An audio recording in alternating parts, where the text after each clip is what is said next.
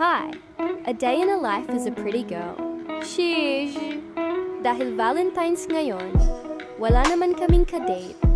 So kami-kami na lang, ha ha ha. Sophie ganda talaga ng mga iyabab na to. Nag-upload na ako ng Fets vlog. About this sinulit ko lang sister. Kasi naman na copyright ang lola mo, ha ha ha ha. Flavored nito, salted caramel pear wine.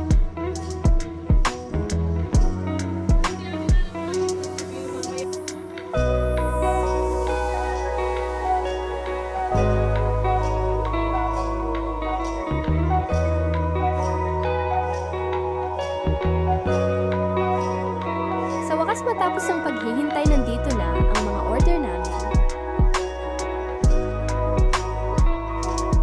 Magchismisan muna kami habang nagkakape.